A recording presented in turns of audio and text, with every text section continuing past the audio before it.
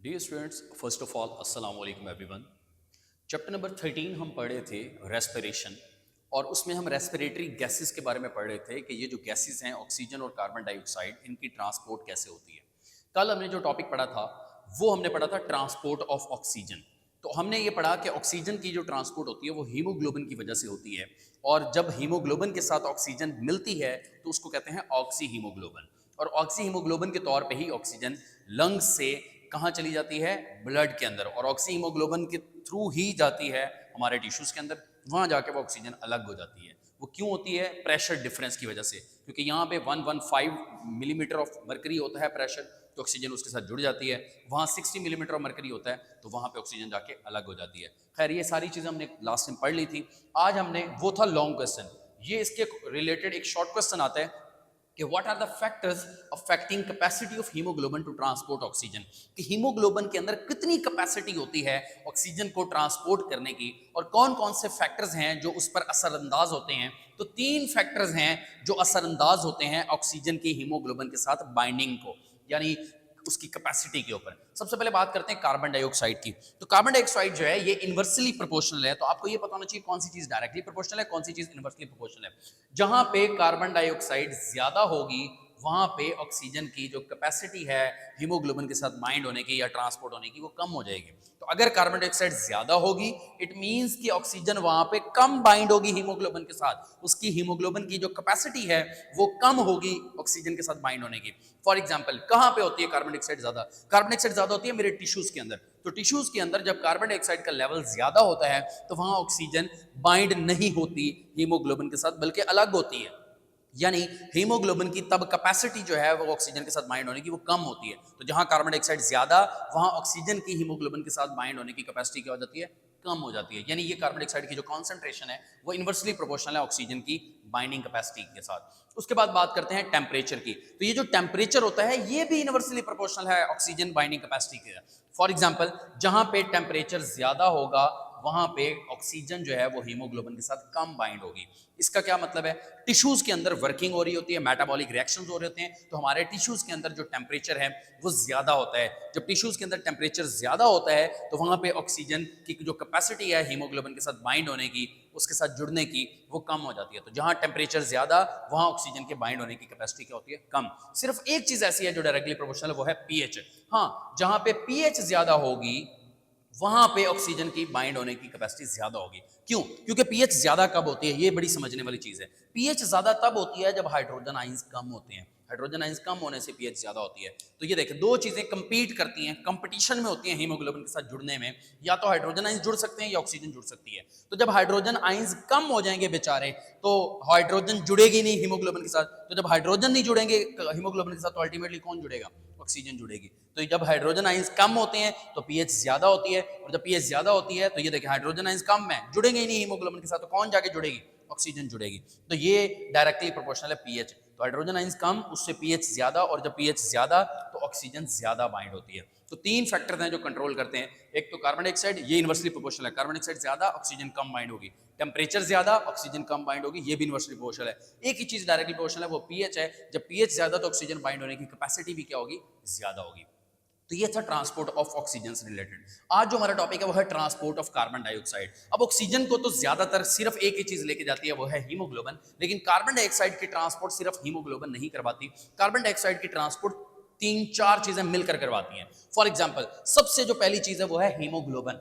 Haemoglobin कितने percent carbon dioxide को transport करवाती है? 20%। दूसरी जो इंपॉर्टेंट चीज है वो है प्लाज्मा प्रोटीन। प्लाज्मा प्रोटीन्स कितनी करवाती हैं? 5%। तीसरी जो इंपॉर्टेंट चीज है वो है पोटेशियम आयंस, ये भी स्मॉल अमाउंट जो है कार्बन डाइऑक्साइड की वो ट्रांसपोर्ट करवाते हैं। और जो चौथी इंपॉर्टेंट चीज है वो बाइकार्बोनेट आयंस हैं, उसके बारे में हम डिटेल में पढ़ते हैं अभी। सबसे पहले देखते हैं हीमोग्लोबिन। अब जब हीमोग्लोबिन ऑक्सीजन को भी ट्रांसपोर्ट करवाती है, हीमोग्लोबिन कार्बन डाइऑक्साइड को भी ट्रांसपोर्ट करवा सकती है। अगर ये ऑक्सीजन को ट्रांसपोर्ट करवाएगी तो इसको ऑक्सी हीमोग्लोबिन कहेंगे, कार्बन डाइऑक्साइड को ट्रांसपोर्ट करवाएगी तो इसको कार्बोक्सी हीमोग्लोबिन कहेंगे। और कार्बन डाइऑक्साइड कितने परसेंट हीमोग्लोबिन ट्रांसपोर्ट करवाती है? 20%। यानी कार्बन डाइऑक्साइड ब्लड में आती है ब्लड के रेड ब्लड सेल्स के अंदर जो हीमोग्लोबिन मौजूद होती है उसके साथ जुड़ती है, तो जब कार्बन डाइऑक्साइड हीमोग्लोबिन के साथ जुड़ती है तो उसको कार्बोक्सी हीमोग्लोबिन कहते हैं, और कार्बोक्सी हीमोग्लोबिन के तौर पे ही ये कार्बन डाइऑक्साइड ट्रांसपोर्ट होकर हमारे लंग्स में आती है। दूसरी चीज है प्लाज्मा प्रोटीन।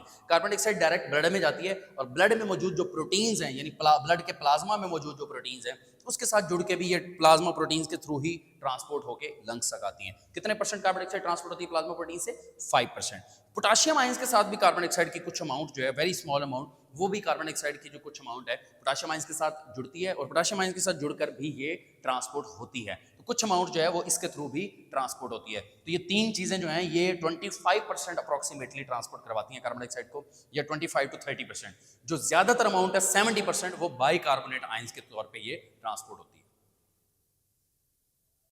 तो कार्बन डाइऑक्साइड की जो सबसे ज्यादा अमाउंट है वो बाइकार्बोनेट आयन के तौर पे ये ट्रांसपोर्ट होती है। और कितने परसेंट कार्बन डाइऑक्साइड ट्रांसपोर्ट होती है इस मेथड के थ्रू? 70%।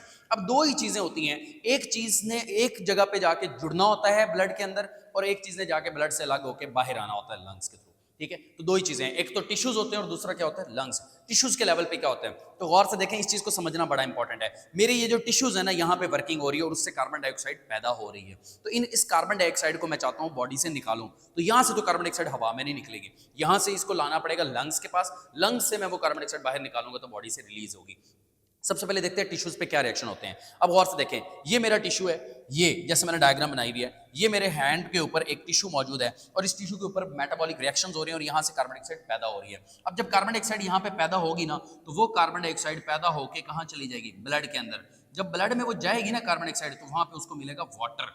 तो कार्बन डाइऑक्साइड जब ब्लड में जाती है टिश्यूज के अंदर, कार्बन डाइऑक्साइड जब वाटर के साथ जाके ब्लड में मिलती है तो उससे बनता है हमारे पास H2CO3 कार्बोनिक एसिड। ठीक है, यानी कार्बन डाइऑक्साइड जैसे ही ब्लड में जाएगी कैपिलरी के अंदर, तो वहां पे उसे वाटर मिलेगा, कार्बन डाइऑक्साइड वाटर के साथ मिलकर कार्बोनिक एसिड यानी H2CO3 बन जाती है।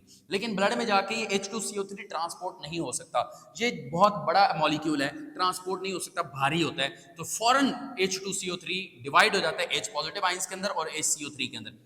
यानी सबसे पहले यहाँ पे H2CO3 बनेगा और H2CO3 टूट जाएगा फौरन और H positive plus HCO3 negative बनेगा। ये जो HCO3 नेगेटिव है ना, इसको कहते हैं बाइकार्बोनेट आयन।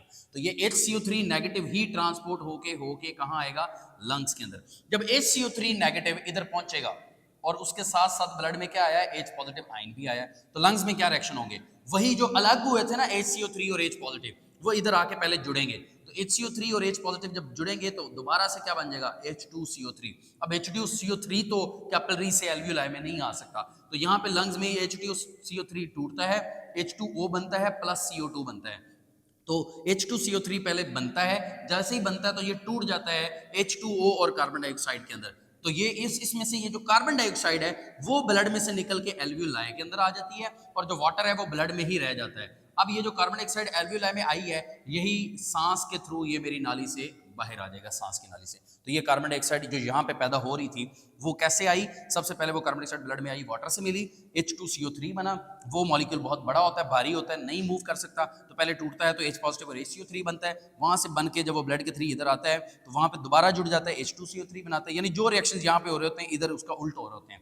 वहां पे H2CO3 बना था, यहाँ पे H2CO3 टूट कर H2 और CO2 बनता है। CO2 जो है वो एल्वियोलाई के जरिए से और हमारी ट्रेकिया के जरिए से बॉडी से बाहर निकल जाता है सांस लेने के दौरान, और जो वाटर है वो ब्लड के अंदर ही रह जाता है। तो इस तरह ये जो कार्बन डाइऑक्साइड मेरे टिश्यूज के अंदर पैदा हुई थी ना, पहले वहां से लंग्स के अंदर पहुंची और लंग्स से सांस के जरिए से बाहर रिमूव हो गई। यही तो मैं चाहता था कि जो कार्बन डाइऑक्साइड यहाँ पैदा हो रही है वो मेरी बॉडी से रिमूव हो जाए, क्योंकि मेरे लिए कार्बन डाइऑक्साइड वेस्ट मटेरियल है। तो कैसे रिमूव हुई वो हमने पढ़ लिया। कार्बन डाइऑक्साइड वाटर से मिली, H2CO3 बना, H2CO3 टूटकर H पॉजिटिव HCO3 नेगेटिव बना।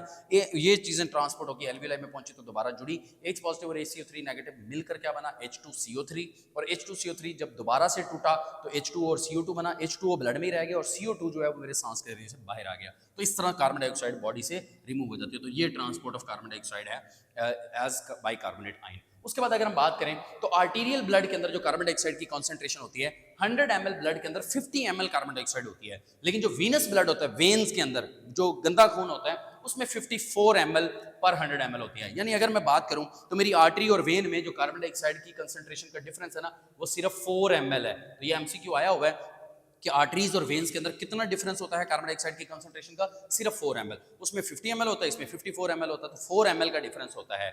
उसके बाद रेगुलेटर ऑफ ब्रीदिंग क्या है, ये जो मैं सांस लेता हूँ, अक्सर आपने देखा होगा लोग सांस रोक लेते हैं, तो अगर मैं भी अपना सांस रोकूँ ना तो 15 सेकंड बाद 20 सेकंड बाद मुझे ज़रूरत पेश आएगी मैं सांस लूँ, वरना इंसान मरने वाला हो जाता है। तो ये जो ब्रीदिंग हमें क्यों कौन मजबूर करता है सांस लेने पे, अक्सर लोग सोचते होंगे शायद हमें ऑक्सीजन की ज़रूरत होती है तो हम सांस लेते हैं, ये बड़ा मिसकॉन्सेप्शन है। ऑक्सीजन की ज़रूरत की वजह से हम सांस नहीं लेते, बल्कि हम कार्बन डाइऑक्साइड को निकालने के लिए सांस लेते हैं। यानी मुझे ऑक्सीजन की ज़रूरत हो रही है, इस वजह से मैं सांस नहीं लूंगा, बल्कि मेरे बॉडी में कार्बन डाइऑक्साइड ज़्यादा हो रही है और कार्बन डाइऑक्साइड वेस्ट मटीरियल, अगर इसको ना निकाला तो इंसान की डेथ हो सकती है, इस वजह से हम सांस लेते हैं। तो रेगुलेटर ऑफ ब्रीदिंग, ये इंपॉर्टेंट एमसीक्यू है कि रेगुलेटर ऑफ ब्रीदिंग ऑक्सीजन की ज़रूरत नहीं है, बल्कि कार्बन डाइऑक्साइड का रिमूवल है। कार्बन डाइऑक्साइड को रिमूव करने के लिए हम ब्रीदिंग करते हैं, तो ये है रेगुलेटर ऑफ ब्रीदिंग। तो आज हमने पढ़ा ट्रांसपोर्ट ऑफ कार्बन डाइऑक्साइड, उसमें हमने 4 मुख्तलिफ फैक्टर्स पढ़े, कैसे डिटेल में आपने लिखना है बोर्ड के अंदर, साथ डायग्राम भी बनानी है, आर्टीरियल वेनस ब्लड में कंसंट्रेशन क्या है और हमारा रेगुलेटर ऑफ ब्रीदिंग क्या है, ये इंपॉर्टेंट एमसीक्यू है, ठीक है। So dear students, that's all from today's lecture, thank you so much, अल्लाह हाफिज़।